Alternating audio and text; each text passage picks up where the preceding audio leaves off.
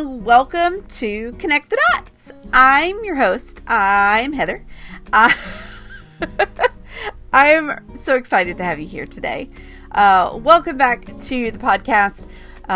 This is season 3, episode number 2.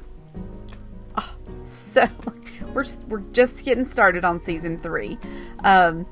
So I'm excited. I'm excited about this journey. I do have a couple of updates before we get into today's topic, though.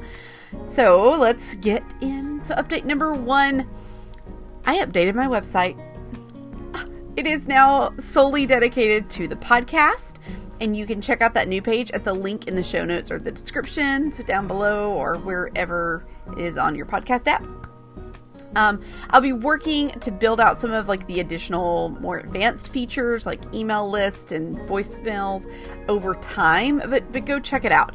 The website itself is, where did it go? It's, oh, look, I didn't, there it is. It is www.podpage.com/connect-the-dots. Just go check it out for me. Let me know what you think. I'm really happy with it. It's exactly what I was looking for in terms of just simplicity. Simplicity for me, simplicity for you. That's all I want in life. It's just the simple things. It's not an ad. I just want you to know that I have a new website. So if they want to sponsor me at some point, at this point I would be like, sure.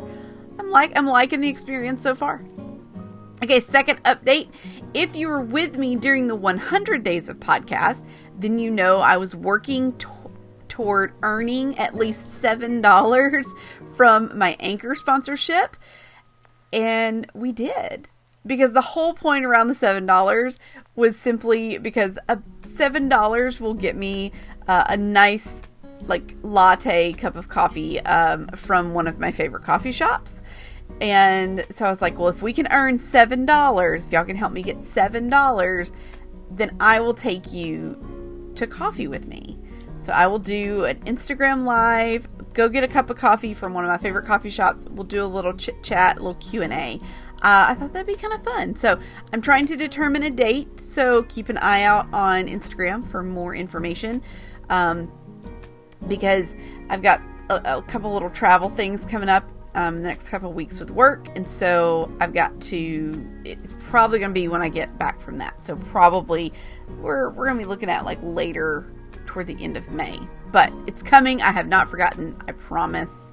I think we've even earned enough now that I can maybe even get a pastry, which their pastries are so good. Oh, they're so good. Okay. Next thing, speaking of coffee, I signed up with buymeacoffee.com. So if you would like to buy me a coffee, versus waiting for the ad revenue to come in on Anchor, you are more than welcome to buy me a coffee. It's just simply buymeacoffee.com /Ms. Heather B. So / my Instagram handle. I just thought it was fun. There's a YouTuber that I follow that has a buy me a coffee, and I was like, that's super cute. And it's not like I'm not asking just if you want to buy me a coffee. If you're like, hey Heather, this was a great chat today as I listened to you, I'd like to buy you a coffee. You can buy me a coffee now. Thanks. And then I got a review. You guys. So this is the part of podcasting that's hardest for me. And that is the whole back end analytics, figuring out the listens and figuring out the reviews and all of that. And so when I put my website on Podpage, when I got that set up, it pulled in reviews from Apple Podcast. I didn't know I had a review on Apple Podcast. So I'm gonna share it with you. So they said, authenticity that inspires. I love listening to Heather because she is so obviously authentic and shares her experiences in a relatable way. She inspires me to be authentic and not hold back in turn. She's like listening to a friend, and I'm always nodding along like, yep, Say what? Oh, I need to Google that later. I have no words for how much that really means to me. Oh, wait, that's not her. That's not their words. Those are mine.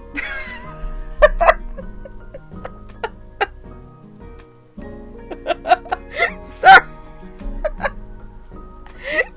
Yeah, authenticity, folks. I didn't. Pause. Back. The last sentence that the last part of the review was that it's like listening to a friend. I'm always nodding along, saying, "Yep, say what? Oh, I'll need to Google that later."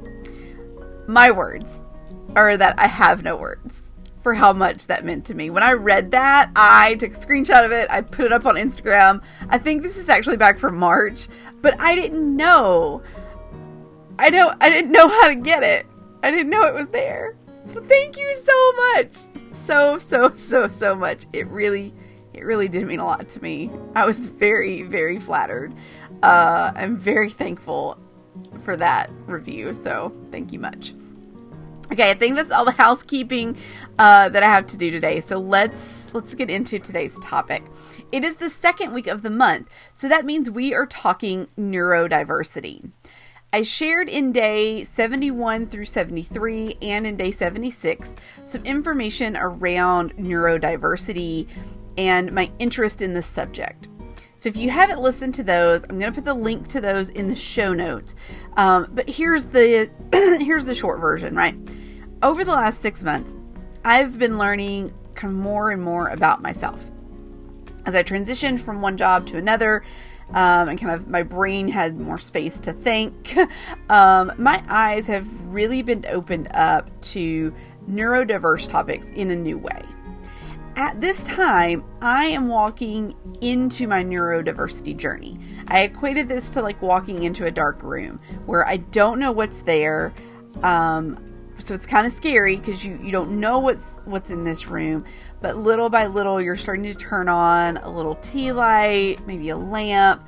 Like I'm starting to turn on lights as I walk into this room. I don't know if I have something that would qualify as neurodivergent yet. That is the journey that I'm currently walking through. I have some appointments that are coming up in the next few weeks and months.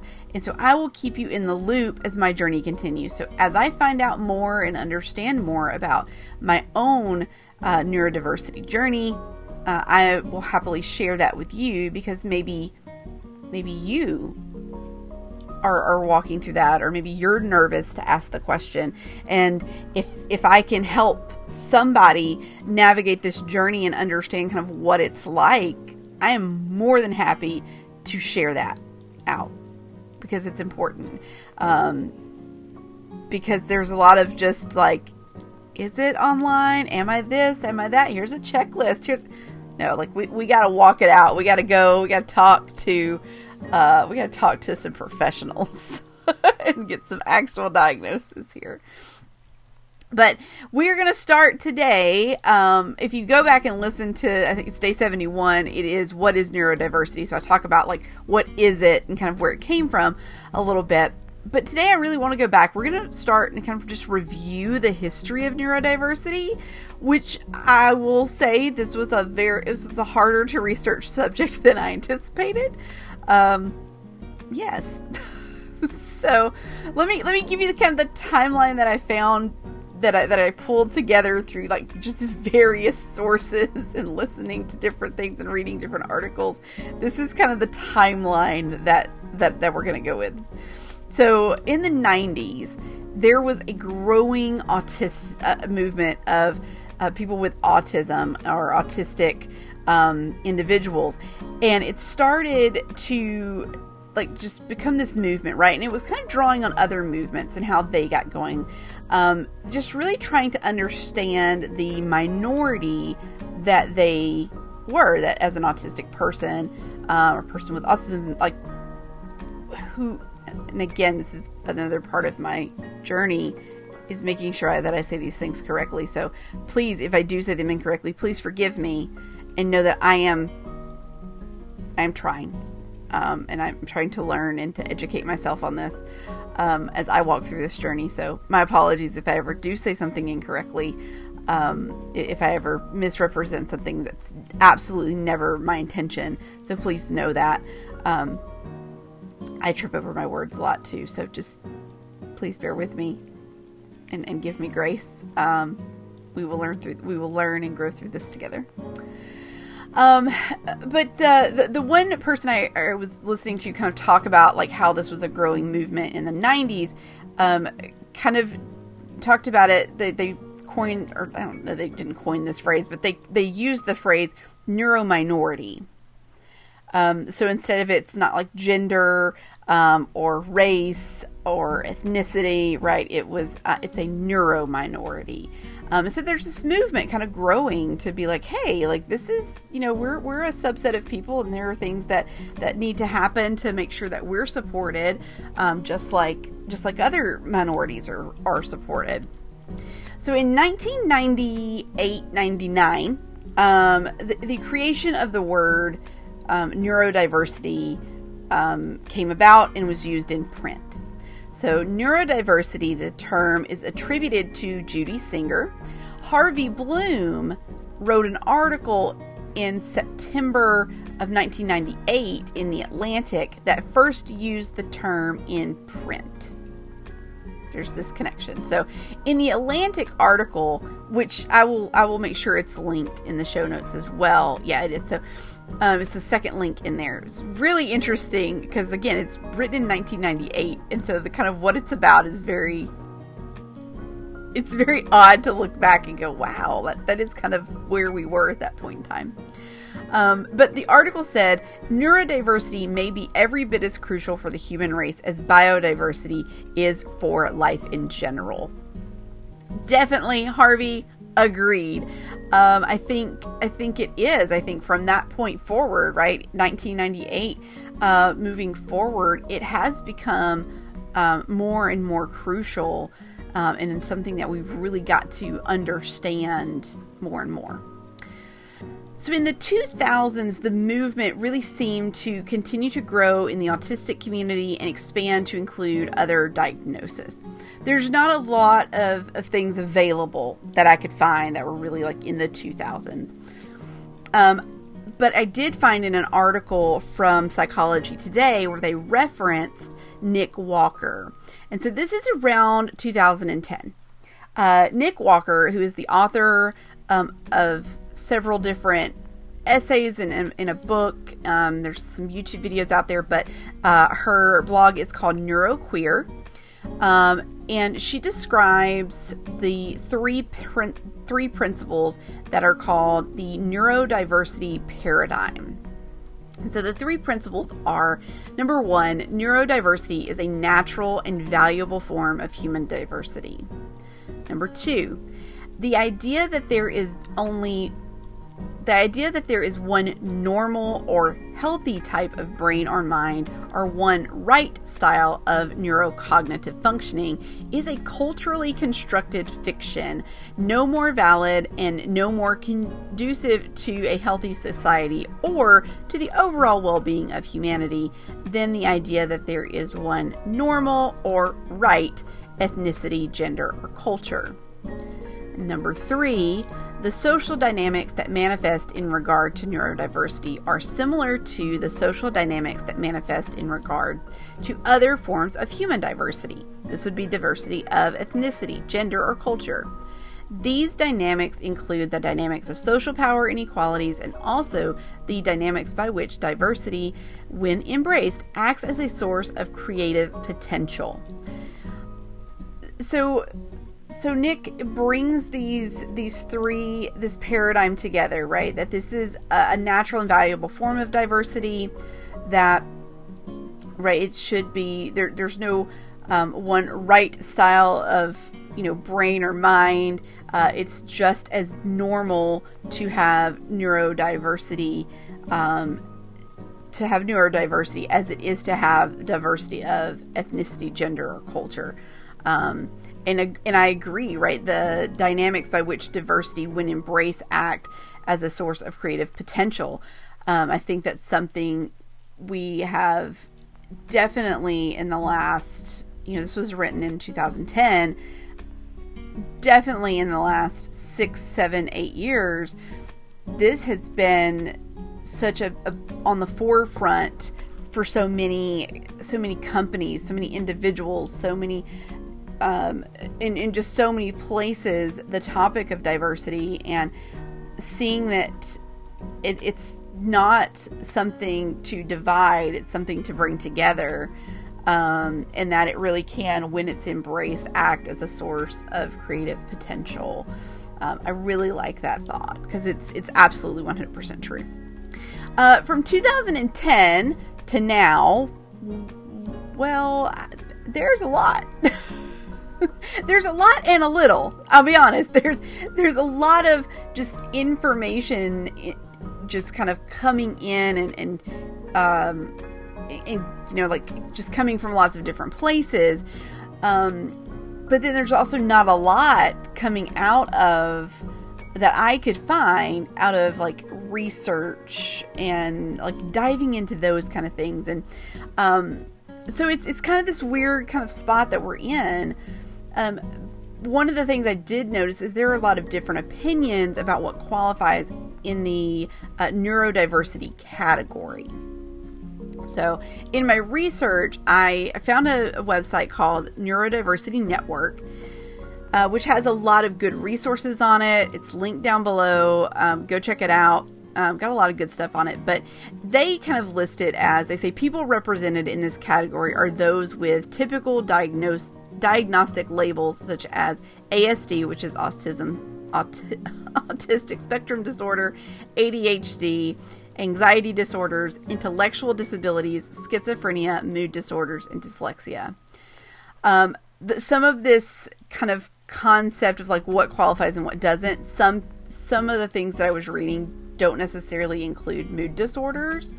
And so it's an interesting perspective. The one, I read some stuff about it, I listened to a podcast about it, or a video about it, but it's very interesting. But for our purposes, until I find otherwise or uncover otherwise, this is kind of going to be our list. These are going to be the topics that we kind of cover and we look at more closely. So autism, the autistic spectrum disorder, ADHD, anxiety disorders, intellectual disabilities, schizophrenia, mood disorders, dyslexia. I want to kind of talk through maybe not all of those, but definitely some of those as they pertain to my own journey, people I know, that kind of thing. And so I'm going to be asking questions as I go and see these, go see these new doctors and, myself get tested for some of these things. I'm going to ask questions. I want to try to gain more information so I can bring it back to you, because knowledge is power. And if we can understand more about these different, diagnoses, these different, whether you want to call it a disorder or whatnot, if we can understand it more, even if we're not the person that has it, if we can understand the concept more, it helps us understand people who do have it a little bit better. It helps us be a little bit more, it helps us be more inclusive. It helps us to treat them more as equals and to see the value of the diversity of their mind. That's how I feel about it. That's why I want to bring these things to you. I want it to help us all push forward and learn more and be better to each other. To wrap up this episode, I do want to remind you that it is Mental Health Awareness Month. I have suffered with depression on and off since I was in my teens. I know that I have been very privileged in life to have access to mental health resources, and I know many do not. In the description, I have put a link to an article with 7 ways to seek therapy without breaking the bank. There's some really good resources there. If you need assistance in getting mental health help, please take a look at that article. Reach out to some of the resources there. We have to break the stigma of mental health, and we can only do that if we're working together. Thank you so much for being here with me today. Next week, we have an extra special treat. I will be releasing 2 interviews next week. If you saw on Instagram, I've interviewed like six people in the past like week and a half. So I've got so many interviews, and I can't put them all out at once. I do want to stay on kind of my weekly schedule, but these two interviews kind of go together. I'm shooting to get those out maybe Tuesday and Thursday, but it may be Thursday and another day. So just keep your eye on Instagram. Make sure that you're subscribed to all the places, and you have your alerts turned on so you get a notification. And I will make sure that I share it when they go up, so that you know when they are out, because they are great conversations, just to kind of continue on with our journey of understanding who we are and connecting those dots together.